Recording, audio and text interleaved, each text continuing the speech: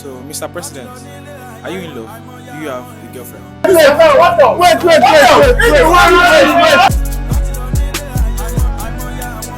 Good day, innovative Unilorites across the globe. I am Adelu Juzayomo, a 400 level finalist of the Department of Political Science, and also I'm privileged to be the 38th president of the Student Union, University of Ilorin. And today I have innovative Unilorites behind me that want to ask me questions. So sit down and enjoy the show. Thank you very much. Hi guys, my name is Elias. Let's be very honest. Do SU presidents do they actually have power, or you guys are just negotiating people that will definitely ignore you? Well, I want to be specific with the question. I feel like what he wants to say is at the University of Ilorin, student union presidents have power. Well, if there is no power for central presidents, people will not be contesting every time, every session, every election to occupy that office in the coming sessions. So there is a power. The union has a power. The president has power, and more reason why people think that the US president doesn't have power is because, I mean, student presidents, more like in every universities, are not going confrontational like the olden days. And there has been a paradigm shift in the way the union as a whole um, advocates and represents the interests of their members. I mean, right from the olden days, the known way, the popular ways then was, going confrontational. But now there has been a shift, and everything now is now being treated in a very diplomatic way, and that is why everything now lies on negotiation and meeting with, you know, the management at the round table. Because I personally believe that for every confrontational means, every confrontational activity, it will still, end up being solved in the round table. So why not go the round table way first rather than going the confrontational way, as the confrontational way would affect many things negatively. So let's go the negotiation and then let's go the round table way. And that is why people think the extension president in, nowadays don't have that power like before. But there is still that power, and power lies in the negotiating strength and the diplomatic strength and the round table strength of the union and of this president. Okay, hi guys. My name is Timsy. So Mr. President, if a student called your administration useless, what would your defense be? Well, as a political scientist in Edinburgh, I personally believe that for everything that every student, anybody wants to say, there has to be reasons, and there has to be, reasons why you are actually saying or claiming the position that you are actually claiming. So if a student calls my administration useless, of course I'll in responding to it, I mean, as a form of defense, of course I cannot, I cannot fight with the students and I cannot chastise the students. But I feel like what I would do in that case is to call the students, call him for probably a personal meeting or a tete-a-tete discussion with him, ask him why he thinks that the administration is useless, and ask him for areas. I mean, every administration, I as a person, I'm very, very open to constructive criticisms. But of course, as a leader, you should be prepared for constructive and destructive ones. So calling an administration useless is more like a constructive defense, constructive destructive criticism rather. So you call the person, ask him why he or she feels like the administration is useless, and get the reason why he feels like the administration is useless, and look at ways on how you can solve the issue that the person actually feels that's the reason why the administration is useless. So call him, talk to him, engage him, interact with him, and see the reason why he or she feels like the administration is useless. Then work on the weakness. For every developing community, there should be weaknesses, and there should be areas of improvement, and that's why there's always a SWOT analysis carried out every session, every time. So that's it. Okay, my name is Nifemi. So have you ever thought you shouldn't have run for this president position, and why? If you have.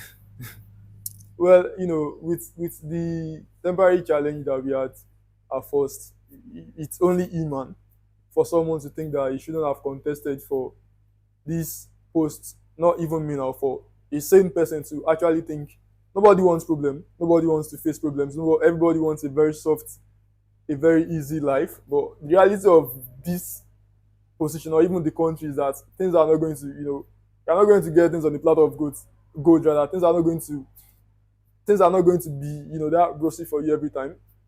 So it's only now an human for me to think like I shouldn't have contested. But when you think of the reason why you contested, the promises that you made while you were contesting, and the way people supported you, there have been times, there have been moments where I would, feel down, and one of the things that raised my spirits is looking at my campaign videos, looking at the manifesto videos, looking at the personal videos, the presidential debates, how I performed, how people rooted for me virtually on social media, physically, how a whole large crowd of Unilites followed me right from the manifesto ground to my faculty that day. And I feel like I cannot let these people down. I mean, I have to make sure that I actually make them proud while holding this position. I actually have to make them proud, and I actually have to make them feel like, feel very confident that they supported me, and not make them regret that they supported me. So in moments when I've been done, I've thinking like I contested for a reason. I contested because I want to profile lasting solutions. I want to work towards profiling lasting solutions to the challenges and the issues that we are as a community have faced, and some of these issues that we are still facing are more like the driving force that drives me whenever I feel down. So it's only normal for me and human for me to think like that.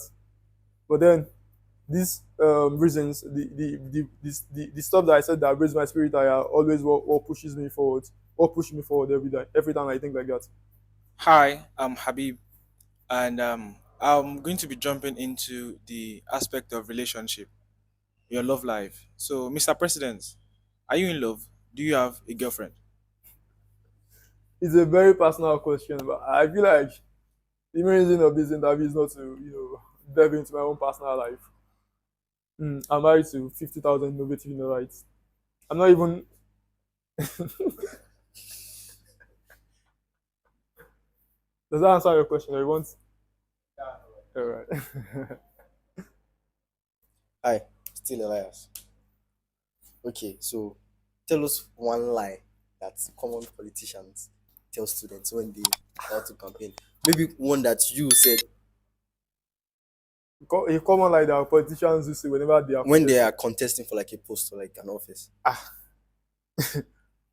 It's a very common lie that even Nigerian politicians do say whenever they are contesting, and the lie is that they solve every problem that you are facing. They will give you unrealistic, answers to the questions, unrealistic solutions to the problems that you are even facing. I mean, over time, we've seen scenarios of past presidential aspirants that have promised people things that even realistically cannot be possible. So it's more like saying things that they cannot do, or trying to, telling people that they will solve every problem that they face, that students are facing. So I feel like that's a common lie, sha. Okay, hi, this is still Timsy.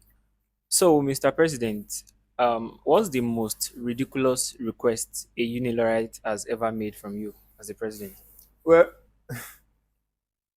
because of the community you are serving, because of the community of students and that we have in our university, I wouldn't want to say that their requests are ridiculous. Honestly, as the president, people expect you to have everything figured out. People expect you to have answers to every question that you want to ask. So I wouldn't want to say that there is an innovative narrator that once asked me a ridiculous question. Every question that I've gotten so far, it might be, they might sound weird, it might sound somehow at first, but I wouldn't call them ridiculous. So I want to say I've not gotten any ridiculous question, and I know that I will not get any ridiculous request.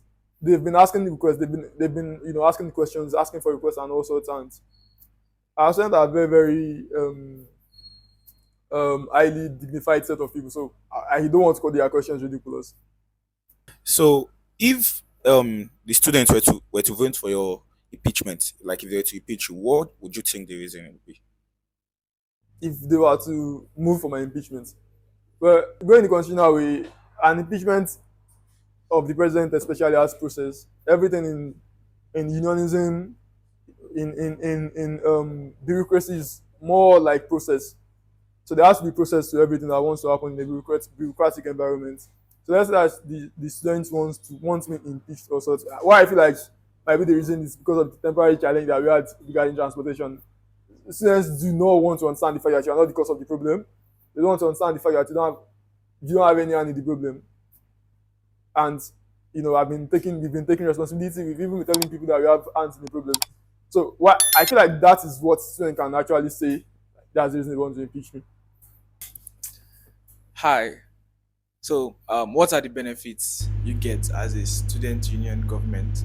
Um, like maybe in terms of how people see you, like general benefits. If you can list five benefits you get as an in-learning student union I government. feel like the question should be if you can list zero. But I personally do not believe that there are enough benefits. That even benefits any benefit attached because why? Because I did not contest because I want to get benefits. Actually, the main motive of me contesting was to proffer solutions, lasting solutions to the issues and the challenges that we faced as a community and that we are still facing and that will still face. Because every community is bound to have challenges and bound to have temporary issues rather. So the main motive of me contesting was not to get benefits. So I would not say that there are benefits attached to it. I mean, there is no amount of benefit, no quantity of benefit that can reward you um adequately like the responsibilities and the duties attached to being a president. So there are not really perks like that. Just let's say recognition. I mean, the recognition is one of the benefits that you get because ordinarily you enter rooms that are not even supposed to enter if you are a normal student, ordinary student, let's say. So the recognition and I'll say the recognition, and that one is not even, but it's a very good thing actually. Sha. Hi, still Elias. Okay, so tell us one major thing that you struggled with being a student of the University of Ilorin, not being a president. And this Being a is student your of the University of Ilorin. yeah, being a student. What did you struggle with? Well, in my finals, I'm in my finals actually, of course, as expected. So, well, one thing I want to say I'm struggling with right now is, properly balancing my and juggling my academics with, holding leadership position, especially the president. I've had um, lots of um, lots of cases with missing lectures, not catching up with projects. I'm talking about projects for final year students. I still have I'm more like at the initial stage of my project at like in my finals now, and it's actually very hard. And one thing about me is I love extracurricular activities. I love playing football. I love playing football. So it's been a while since I don't even know if I know how to play football again. So I'm really, really not really struggling per se, but it's been an issue for me balancing everything, balancing leadership, being the president of the union, and also attending my lectures, moving on with my final year projects and all. And I feel like that one is not where I would say I'm struggling a little bit. Okay, everyone, this is still Team Z. Initially, I actually had a different question in mind, but when you talked about football, so I would like to ask that who is your goat, Ronaldo or Messi? Not denying the greatness of Lionel Messi, Neymar Jr., Cristiano Ronaldo. When we talk about the world of football, Lionel Messi, Lionel Andres Kuputini Messi, and no, I'm not done with my. I never finished my. Wait, I'm another fan now. I mean, no, wait, you're another fan. What did you think? I'm another fan too now. Hey, Jackie, so now. You call the full name. What did you mean? Now Messi, Joe. If it's not Messi, who else? Behave yourself, oh. As I be wife, not be Antonella be wife. Thank you. As I be, I'm a proper football fan now. He has lost credibility. What do you mean? Look at see, Joe. Say you name another fan. I'm another fan too now. I guess as the president, I guess talk to Messi is a goat on his own level too now. You don't go skip him, Nah, no, skip am. No. You don't comment No, already. who come Messi? I swear, if I go do disclaimer. I can say that most Unilorin students are Ronaldo fans. Now they put down the guard. So it's the show. Yes. No, they will cut it. Got some. I make I talk and say nothing na very good. Not denying the greatness of Lionel Andres Messi. You know, Messi and Ronaldo are two world footballers that made people fall in love with football and that made people loved watching football. I love Messi. I mean, Messi, I'm not denying the fact that he's a GOAT. But for me, Cristiano dos Santos Aveiro Ronaldo is the world's greatest footballer, the most complete footballer that the world has ever seen, and the most beautiful, important footballer that ever exists. The world's best footballer. Cut, John. You're another fan. When I represent, make I talk Ronaldo biography. Came out so bad, don't go. Okay, still Nifemi. So after school, what's next? Well, you know, when people ask me this question, if it's somehow when I tell them that I've not decided yet. Of course, I'm a very versatile person. I love playing football. I love politics. I love journalism. So I'm actually projecting myself into these three careers. Of course, it's been a while since I played. I was a professional footballer. I joined an academy when I was very young in my secondary school days. Even when I was in under level, I was a very integral part of my under level. Even my departmental team represented the faculty that time. I won a gold medal with my department when I was under level. So I love playing football. I know how to play football. I knew how to play football. But now I'm still not sure. But I know that football is still a career that I would want to go into. And who knows, if I join an academy, if I see someone that will invest, in my footballing career, it's something that I want to go, and I feel like I still have my best years are still years to come when it comes to football. And when it comes to politics and journalism too, I've always been a lover of journalism. I've always wanted to study mass communication, and I've always wanted to be a journalist. So journalism and politics are two other careers that I can delve into. Hi once again. So this question, I'm sure a lot of Unilorin students want to hear, and I would really appreciate if the SU government president can actually answer this question. So, what is your CGPA? I feel like the question should have been say your CGPA or sync, or say your CGPA or that. Ultimately, I would not have fit, saying my CGPA. But I'm on a very strong 2-1. I would not say I'm on 4 point and above, and I'm a very strong 2-1. You have to do the math yourself. You have to guess. I'm giving the assignments right to do the guessing. But I'm on a very strong 2-1, above 4 points. Good day once again, innovative Unilorin. Trust you are doing well, and we trust that you are faring well. We've come to the end of the question and answer interactive session, and we surely, and I personally believe that you will enjoy or you enjoyed the show.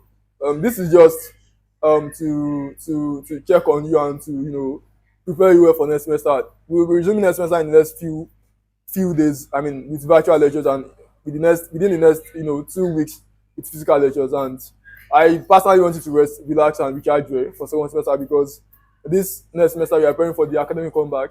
I mean, backup could not do it, but I'm sure that you guys can do it. So till next time I meet, I still remain your a final finalist of political science, Ademi Juzayomo. See you next time. Thank you very much. You call my team.